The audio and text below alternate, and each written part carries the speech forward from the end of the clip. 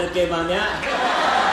It's a great honor and a pleasure to be here in your presence. Sino po sa inyo magutom na? Pakitaas sa mga kamay.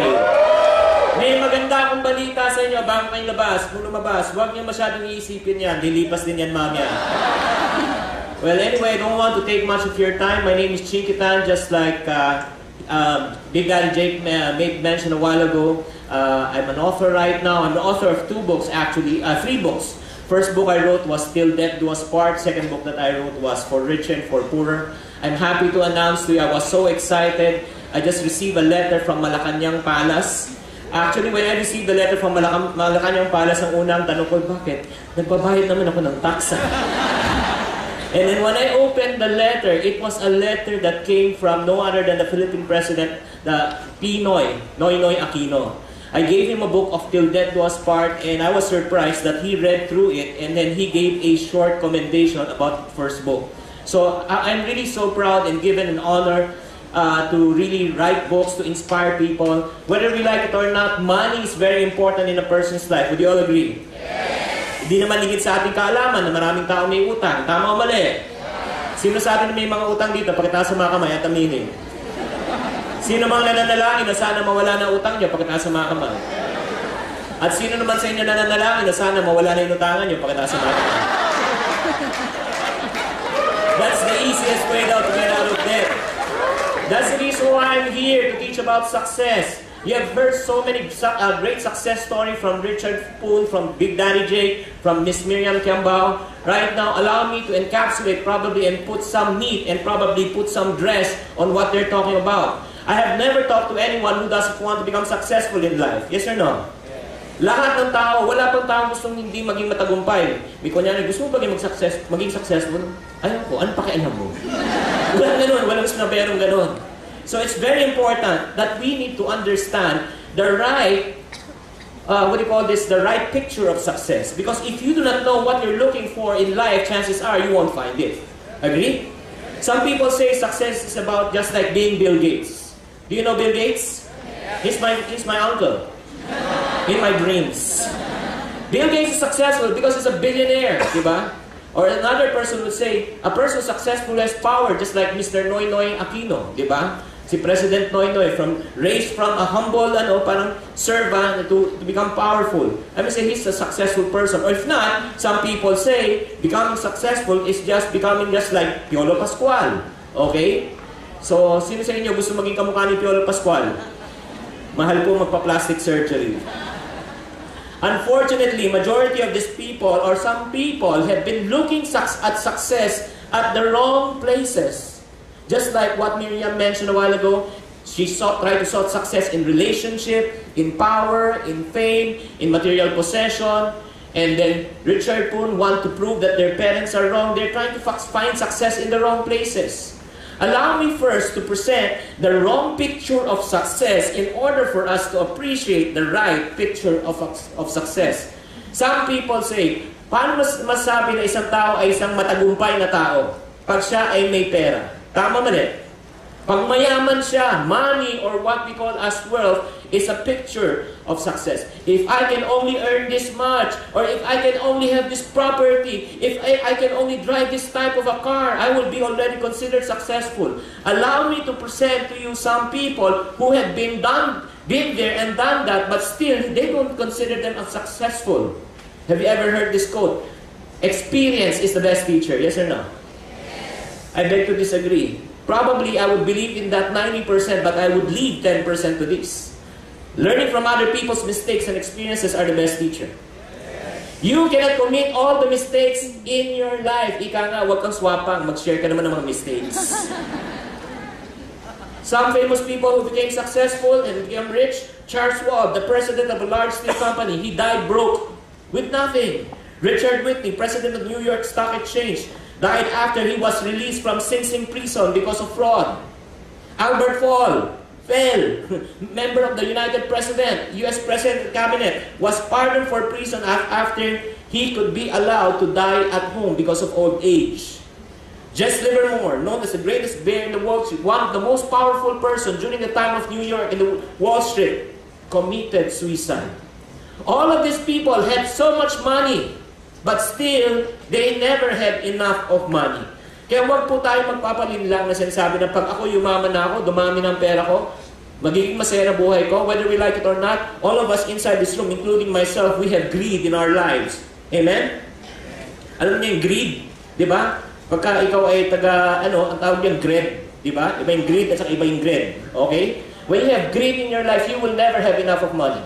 It reminded me of a story of a poor farmer who served his master faithfully for over 30 years. And his master is about to die and expire. Nung malapit na mamatay, walang tagapagmana. So pumili siya sa mga kanyang mga magsasaka at pinili niya si Jose, yung pinaka-faithful. Sabi niya, Jose, I have a good news for you. I want to give you a piece of my properties. Meet me at 6 o'clock in the morning. Alas 6 ng umaga, nandun na siya. So excited. Pagdating niya alas 6 ng umaga, boss, ano gagawin ko? Nakikita mo ba lahat ng lupain na yan? As far as your eye can see, these are my property. All you need to do is just get that flag, kunin mo yung bandilang yan, maglakad ka, ilagay mo, yan ang marker mo, bumalik ka dito ng alas 5, pirmahin mo itong kontrata, pagpapatunay na ito ay iyon na. Okay. Paano niya makukuha yung lupa? Una, kukunin lang niya yung tapos maglalakad lang siya, tapos babalik siya, pipirmahan niya yung kontrata. Simple. Nung alas 6 na, sabi ng boss, lakad na Jose. Question. Si Jose ba naglakad? Ano ginawa ni Jose? Tumakbo. Tama ka. Si Jose po ay tumakbo ng pagka-bilis-bilis. Alas 6 ng umaga hanggang alas 2 ng hapon, tumatakbong pa rin abilis. Kanyang akalimutan, kailangan niya abalik na alas 5 para apirma ang kontrata. Nung kanya alaala, abalik, atakbo, abilis, abuelta. Ngunit, subalit, natapwat, bago aabot ang finish line, akimatay.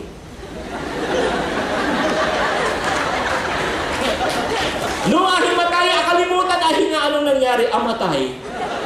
Question, did he receive any piece of property? Yes or no? Yes, he did. He received 2x2 or 4x4, just enough to bury himself. Alam niyo ba, natatawa tayo? Hello! We laugh at this type of people. Do you know, Jose sometimes reflect and represent who we are. Sometimes we work so hard, we climb up the corporate ladder of success. Then when we reach the corporate ladder of success, we realize the corporate ladder of success is facing the wrong wall. My heart bleeds whenever I see an OFW leaves our country to support their family.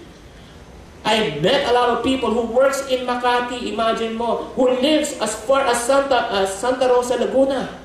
5 o'clock pa ng umaga, gising na po yan. Imagine mo, di ba?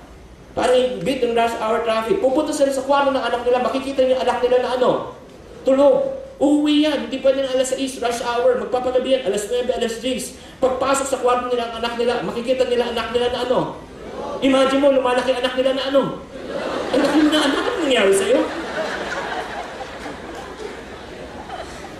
Lalo na kung ikaw ay taga Paranaque, you are going to pass through South Super Suffer Highway. Believe me, it's a suffering when you go through the traffic. Nung minsan, bumili ako ng tuta, sa sobrang traffic pag-uwi, naging aso na. Again, let me go back. If you want to pursue money and wealth as your success, let me tell you, you're going to face a dead end. Some people say it's power. Everybody say power. If I can only run for public office, if I can only be the president of our company, if I can only be the president of our school organization, if I can be on media, print, and radio, makikilala ako, I will have power. Let me tell you this. If you want to have power, if you are not ready for the power will take control of you, rather than you taking control of power. Would you all agree? Are you familiar with the movie called Lord of the Rings? Yes. Diba?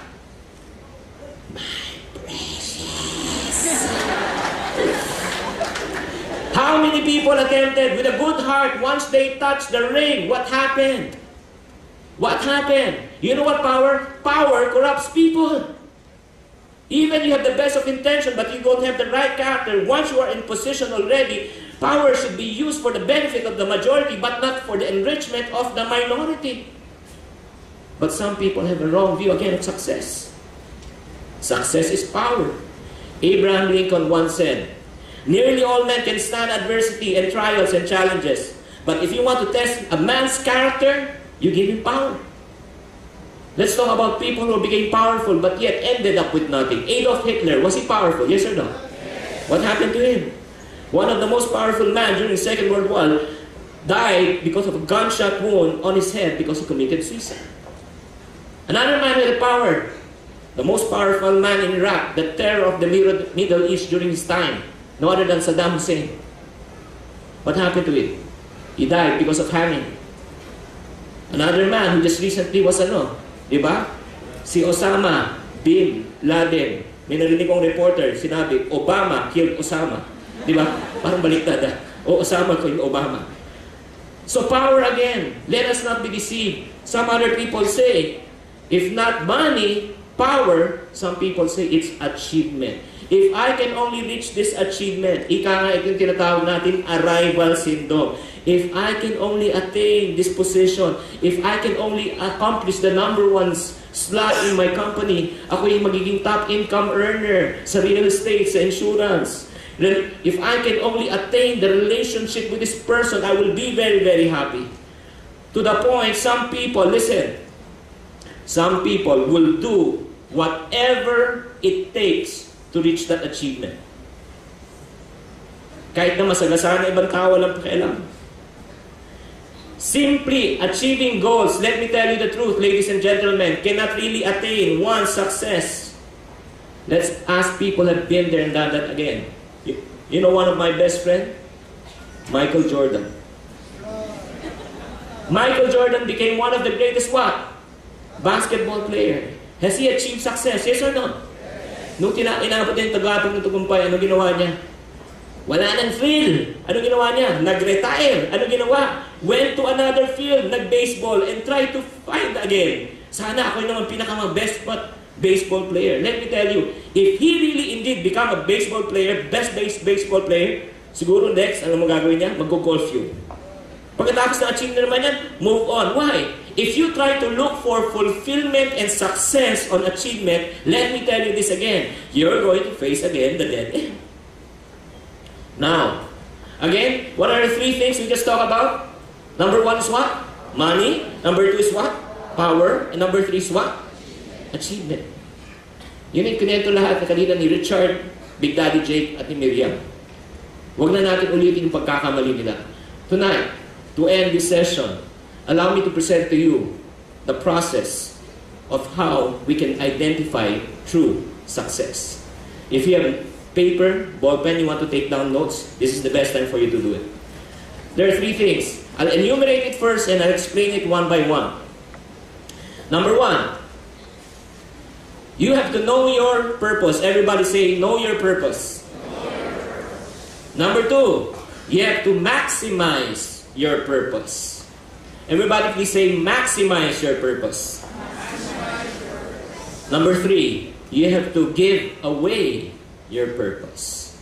Okay, again, everybody say, give away your purpose. Know your purpose, maximize your purpose, and give away your purpose. What do you mean by know your purpose, Chinkee? Knowing your purpose is the first step towards success. And this is the good news. Everybody look up here. Everybody look up here, please. Ito yung magandang balita. Do you want to have a good news tonight? Yes or no? Yes. Everyone inside this room have a purpose. Yes. Let me tell you this. No one is an accident inside this room. I don't know where you came from, who your parents may be, what's your background. Probably you came from a broken family. Probably your past was really strange. You have probably you were verbally abused when you were young. You were molested when you were young. Let me tell you this. Because of those bad experiences in your life, it made you believe that you had no purpose in your life. It made you believe that you feel nothing. It made you believe that you are useless. Let me tell you this truth. You cannot change your past, right? Your past hurt, your past mistakes, your past experiences. But I can assure you that you can change your future by making the right decision today. Agree? Never ever think, who would listen to me? I am a nobody. I am a nobody. Diba? Ayun po ganun yan. But delay. 2 days eh, nawala impact.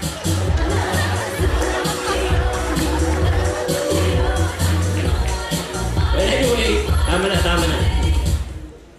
Di ba sinasabi, I am a nobody. Let me tell you this. If you think that way, sabihin mo sa katabi mo, if you think that way, tell them, you must disagree. Okay, let me tell you this. Why should I say that you are a somebody? Look up here. Do you believe in God? Yes. Is God perfect? Yes. Is God perfect? Yes. Does He create a mistake? No. So if God doesn't create a mistake, you are not a nobody, but you are a somebody. Yes. Let me tell you this. You have a purpose. You are not an accident. The moment you are born, you are already a winner. I'll prove it to you. Out of millions of sperm cells na lumabas sa tatay mo, ikaw nga lumabas. Ilang milyon na tinalo mo, panalo ka na sa buhay, tama? Tapos sasabihin mo, wala akong future. Hello? Nagsa-self-pity party ka? Kawawa naman ako. May mga iba talaga masyado naawas sa sarili. Diba? Kawawa naman ako. Wala akong sasakyan. Buti pa sila. May sasakyan. Ako nagko-commute. Nadidepress ka dahil nagko-commute ka. Kung nadidepress ka dahil wala kang sasakyan, gusto kita kausapin. Alam mo bakit? Milyong Pilipino ang nagko-commute araw-araw. Marami kayong depressed. Hindi ka nag-iisa.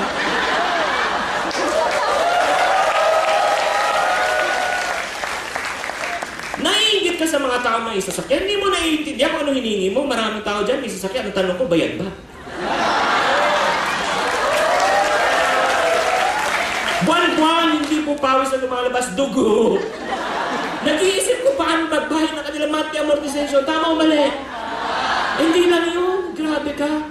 Hindi mo naunawa kung ano hiningi mo. Diba, pag ikaw may sasakyan, chances are ikaw ang driver. Tama o mali? Ako may sasakyan, ako ang driver. Hindi mo ba alam na mas mapalad ka kung ikaw nagko-commute? Bakit? Dahil araw-araw, pwede ka magpalit ng driver. At kung wala ka pa sa mood, pwede mo pasigawan, para! Masama loob ko! Kung ikaw nagda-drive ka, kung masama loob mo, pwede mo ba sigaw sa sarili mo? Hindi! Nadi-depress ka?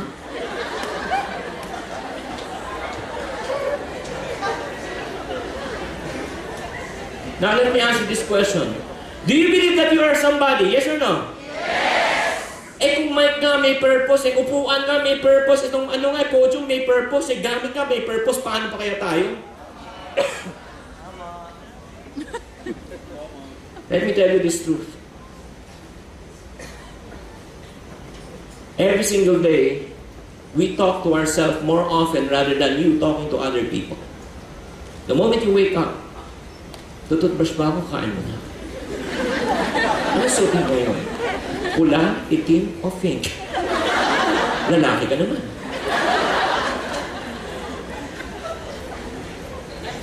Ito lang ha.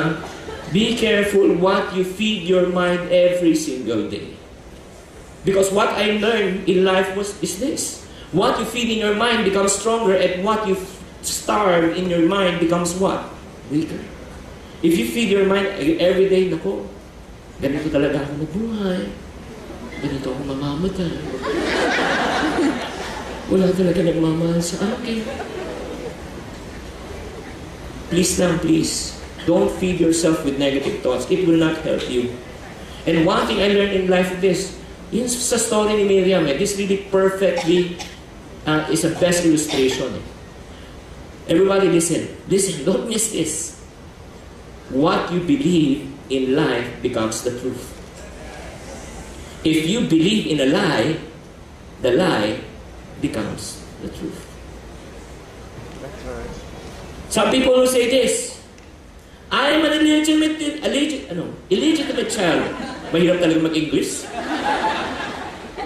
I'm an illegitimate child. Diba? Anak ako sa labas. Or you can choose to say, I am a chosen son and daughter of God.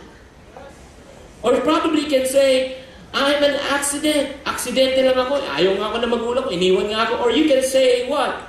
I have a destiny and a purpose in life. Or probably you can say, I am a nobody. Or you can also say that I am a somebody. Before I was born, because God already formed me in the womb of my mom, even He would know the number of hairs on your what? On your head. Some people lang are gifted with more. Some people are gifted with less. So right now, to end my first point, do you believe that you have a purpose in life? Yes or no? Yes. If you believe you have a purpose in life, can I request everybody to please stand up? Everybody please stand up. I want you to make this declaration. Before you stand up, please look at your side. Look at the right, left, at your back. Just in case you lose something, you know who got it. Okay, let's declare this. 1, 2, 3. I have a purpose in life. I have a purpose in life. I have a choice in life. I have a choice in life. I choose to become a winner rather than a loser. I choose to become a winner rather than a loser. I choose greatness rather than smallness. I choose greatness rather than smallness. I choose prosperity rather than poverty. I choose prosperity rather than poverty. Do you believe that? Yes. Do you believe that? Yes. If you believe that, why don't you give yourself a round of applause? Come on. Please take your seat.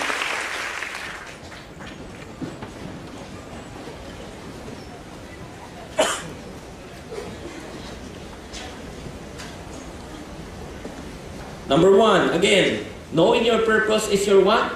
Your first step towards success. What does knowing your purpose gives you? Don't miss this. Listen. Knowing your purpose, what will it do? What will it give you and me? If you know your purpose, it will give you your direction in life. Everybody say direction. Mahirap pumunta sa isang lugar na hindi mo alam kung saan ka patutungo. Tama ba o mali? First step, you want to become successful, yes or no? Yes. Know your purpose. Ba't ka galit? Nagpapaliwan ka na? Sumpa ka na. Ganun ba talaga yan pag libre seminar? May karapatan ka na magalit. Knowing your purpose will give you what? Direction.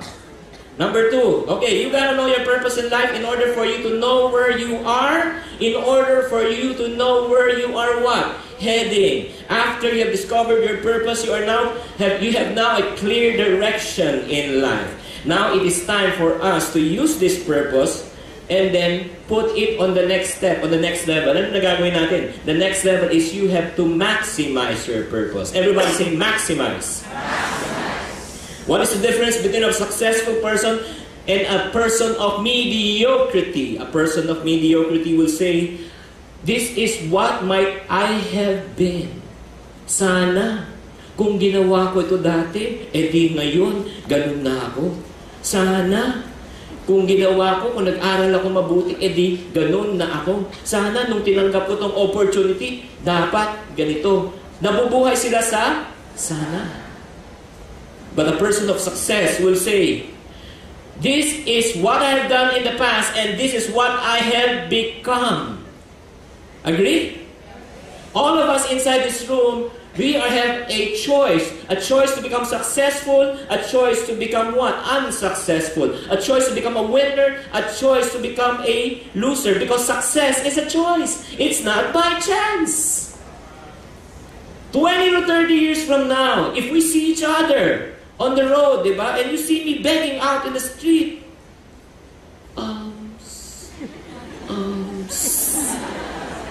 Chinkee, ikaw ba si Chinkee Tan?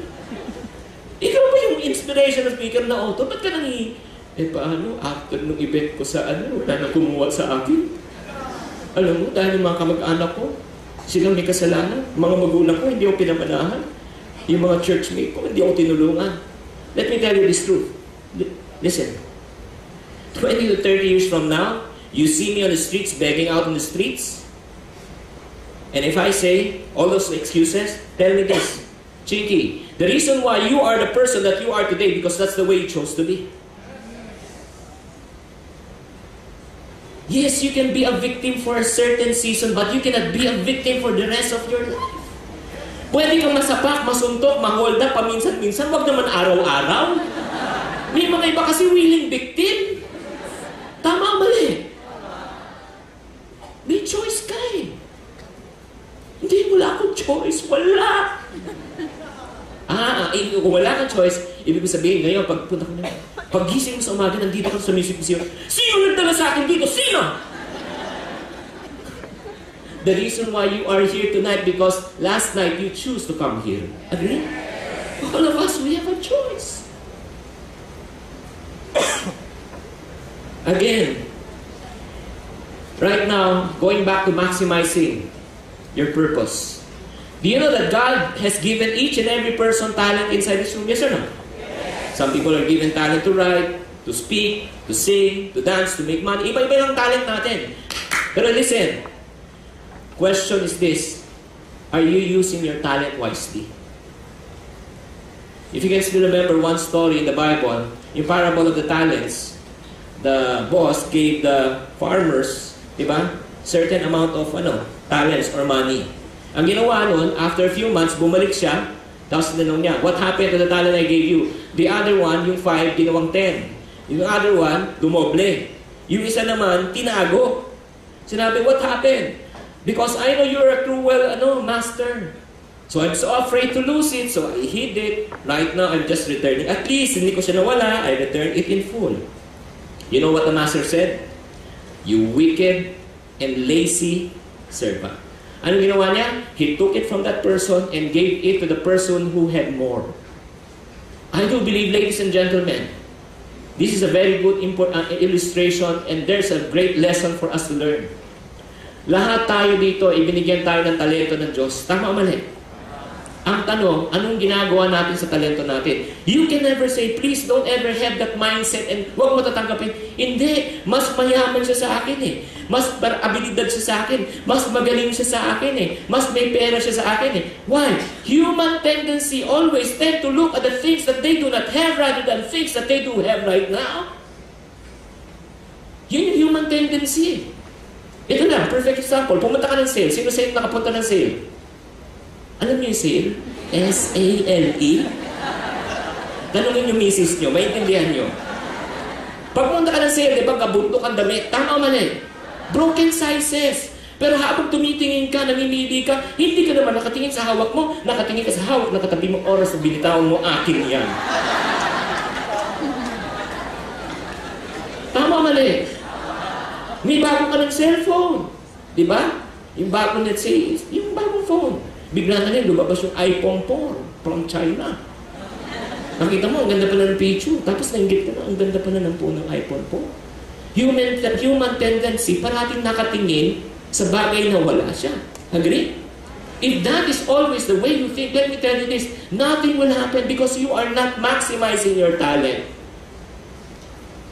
Tsaka na lang, sinasabi, ako magiging let's say creative.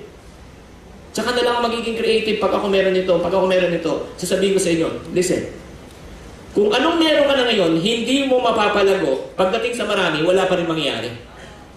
Parang sa pera lang yan eh. Tsaka na lang ako magsasave pag lumaki na sweldo ko. Tsaka na ako magsasave pag dumami na ikita ko. Pag lumakas sa negosyo ko, sabihin ko sa inyo, ngayon, sa maliit, hindi ka marunong mag-save. Pagdating sa malaki, hindi ka pa rin marunong mag-save. You have to maximize whatever you have right now. Alam mo, in terms of maximizing your potential, I'll give you one tip. You want to become successful? Yes or no? Yes. You want to become rich? Yes or no? Yes. You want to make a lot of money? Yes or no? Yes. This is my tip to you tonight. After you know your purpose, di ba? Know your purpose gives you what? Direction. Number 2, you have to maximize your... How do you maximize your purpose? You just need to focus to become the best. Everybody say that. Focus to become the best. Dapat yan ang focus mo. Why should you focus to become the best? Who is the best golf player in the world? Who? Who's the best basketball player in the world? Michael Jordan. They are the best. Tama o mali?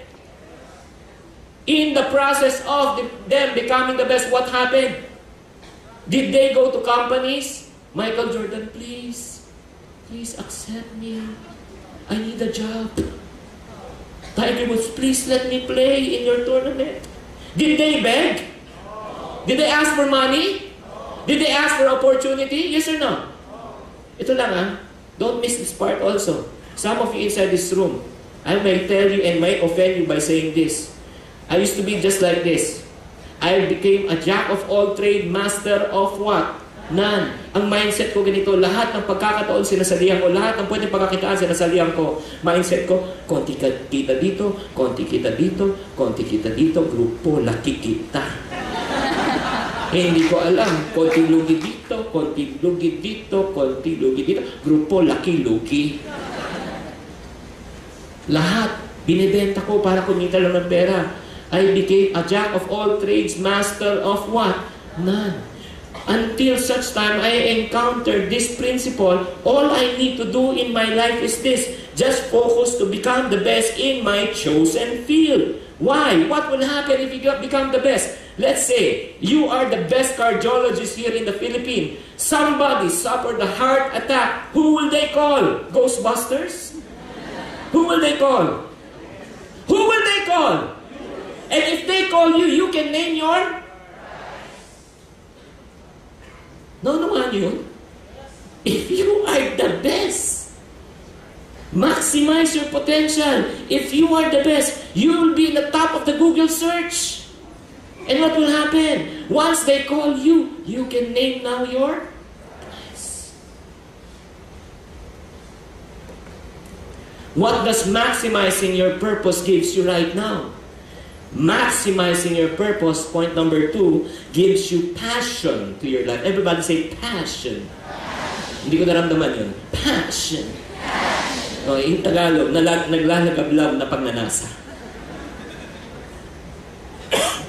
Again, what are the steps towards success? Number 1 is what? Know your. Number 2 is what? Know your purpose gives you. Maximizing your purpose helps you to determine your what? Your passion. It gives you the reason why you should wake up in the morning. And number 3, a lot of people know their purpose. That's the reason why they're very rich. A lot of people know their purpose. That's the reason why they have power. A lot of people know their purpose. That's the reason why they're famous. A lot of people also become the best in what they have in their chosen field. Yes or no? But majority of them, if they don't do step number 3, everything that they have in life is meaningless. What's number 3? Once you know your purpose, once you maximize your purpose, number 3, you have to give away your purpose.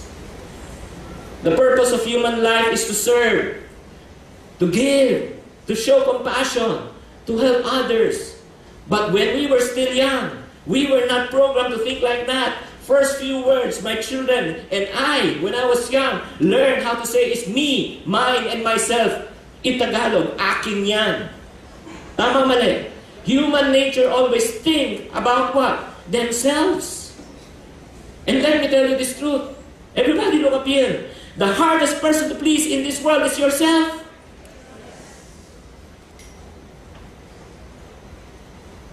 $100 to you. Ang liit-liit naman to.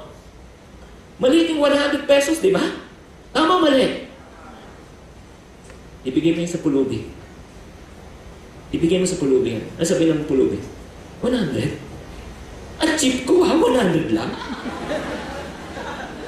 Pag binigay mo sa pulubi, ano sabihin ng pulubi? Wala pang nagbibigay sa akin ng 100 pesos. Tama mali. Maliit sa'yo, pero para sa iba, malaki. Let me tell you this. Life is not about getting, but life is all about what? Giving. There's a quote that says, we make a living by what we get, but we make a life by what we give. If you're not convinced, who among you pray the Lord's Prayer? Alam niyo the Lord's Prayer? Our Father who art in, hallowed be your kingdom come and your will. Give us today our... Listen. That's a strange prayer. God can teach us to pray this type of prayer. Give me today my daily bread. But how come He's teaching us to say, give us today our daily bread? You want to know the secret? Yes or no? Yes or no? Yes. You know why? Because God teaches us when you pray for something, you don't only pray for your personal needs, but you also pray for other people's needs. Your purpose is not only for yourself. Knowing your purpose is great. Maximizing your purpose. Yes, you're successful. You're rich. You're famous. But what do you need to do right now? You have to give away your purpose. Success in life has nothing to do with what you gain and accomplish in life. It is what you do and serve for others. Do you know Warren Buffett? Yes or no? Yes. He's a billionaire in the States. He knew his what? Purpose in life. His purpose in life is to become a billionaire. How did he maximize his purpose? Creating and building businesses. And then how did he give away his purpose? He gives away the money that he makes. He gave billions of dollars away. As a matter of fact, in his last will and testament, he said that he will give 90% of his earning and would only leave 10% to his family members. He will give 90% away. Do you know Mother Teresa? No, she knew her purpose to become a servant of the Lord. She maximized her purpose. How? Going to the poorest of the poor. And then how did she give away her purpose? She gives food to the hungry and hope to the poor. Do you know Manny Pacquiao? Sino man nanalo kaya sa Bay 8? Ano? Oh, sandali lang. Mami na pustahan. He knew his purpose. His purpose to become a what? Boxer. How did he maximize his purpose? Through rigid training and painful what? Training. 1,000 sits up. How many thousands of push-ups? The hitting of the sticks. And then how did he give away his purpose? When he wins, he gives glory to God. Not only giving glory to God, he gives hope to and pride to our what? Nation. That gives him purpose. Come on, let me tell you. You ask him, di ba may nagsasabi? Di ba parati pag nanalo natin si Manny Pacquiao, pag nanalo na, bilyon na kinikita, tama o mali? Tapos sinasabi niya, ginagawa ko na ito para sa ating mga kapatid. Di ba para sa bansang Pilipinas? I'm sure some cynical people will say, hindi totoo yan, pera habol mo. Pero sabihin ko sa inyo, hindi na niya kailangan ng pera. Ang dami na niyang pera. Wala nang meaning sa kanya. Ang meaning sa kanya ngayon is all about what? Accomplishment and titles. To give what? Honor and glory. That cannot be paid by money. Would you agree? Personally, I use this principle and I ask myself, Chinkee, what's your purpose? To become an author and a communicator. How did I maximize my purpose? Going all over the nation. I also have a TV segment every Tuesday and Thursday. Huwag niyo kalimutan bukas sa pool sa umaga. Okay, 7:30. Walang tulugan na ito. I have a portion there called Pera Pera Lang. I also have a radio program over at 92.3 FM every Sunday. It's called Chinkee Positive. Okay? Yan, di ba? May promotion pa. 6 a.m. to 8 a.m. So, that is what? How do I maximize my purpose and how do I give my purpose away? How do I give my purpose? I share my knowledge to other people and give inspiration and hope to other people. Let me tell you this, I travel Luzon, Visayas, Mindanao. I average 15 to 20 talks in a month. But you know what gives me really happiness and fulfillment in life? Is when a person comes to me and told me, Chinkee, I read your book, it helped me to become debt-free. Before, I don't know how to handle my money. Right now, I know how to handle my money. Right now, I'm debt-free and I have saving. That can give you meaning in life. Would you agree? Ulitin natin. Rewind. Number one, you have to know your purpose. Because knowing your purpose gives you what? Number two, you have to what? Maximize your purpose. Because it gives you what? Passion. Number three, you have to what? Give away your purpose. Don't miss this. Why should you give away your purpose? Because giving away your purpose will bring meaning. Everybody say meaning. It will bring meaning to life. Once you have identified, discovered your purpose, focus is to become the best. Use it to serve others. Use it to serve people. It will bring meaning to life. Last person. Do you know Jesus Christ? He knew His purpose to be a sacrificial lamb. Not to be born on palaces and castles. To be born in a manger. He maximized His purpose for over 33 years of His life in obedience and doing His Father's will. And then, what did He do to give away His purpose? He gave His very own life for the forgiveness of sins and the whole mankind. That brings meaning to His life.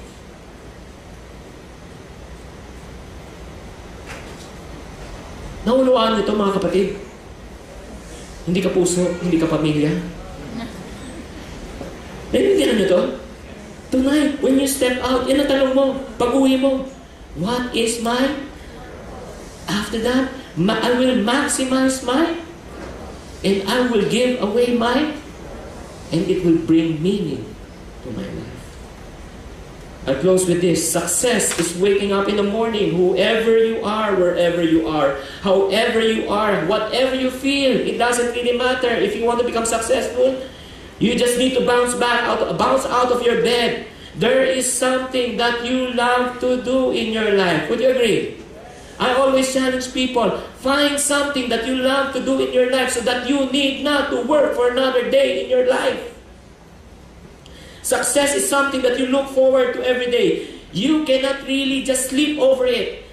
Every single night before you go to sleep, you are so excited to wake up every single day because you want to see your office mates. Ganun ba kayo excited? You cannot really wait until such time you go to school because you want to learn more. You don't want to wait till tomorrow because you want to operate your business because that is the meaning of what? Success. You cannot contain yourself, but you have so much that you want to give it away.